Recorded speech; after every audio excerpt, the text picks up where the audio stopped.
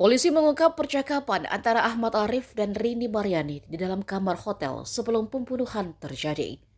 Rupanya, tersangka melancarkan rayuannya agar korban meminjamkan uang kantor. Ahmad Arif diketahui akan menggelar resepsi pernikahan pada 5 Mei 2024. Uang dari korban rencananya akan digunakan untuk acaranya tersebut. Ahmad Arif kemudian melakukan perjalanan dinas ke PT Kobe Bandung. Sesampainya di sana, ia bertemu korban yang juga bekerja sebagai kasir.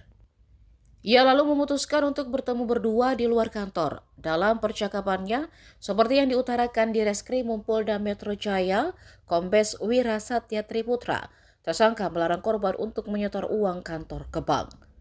Mereka lalu janjian bertemu di luar yang ternyata menuju sebuah hotel. Di dalam kamar hotel, tersangka sempat berhubungan suami istri dengan korban. Ternyata ini bukan kali pertama mereka berbuat. Setelah berhubungan, terjadilah percakapan. Korban meminta agar tersangka bertanggung jawab dengan menikahinya. Namun tersangka merayu jika korban mau meminjamkan uang kantor, ia akan mengabulkannya.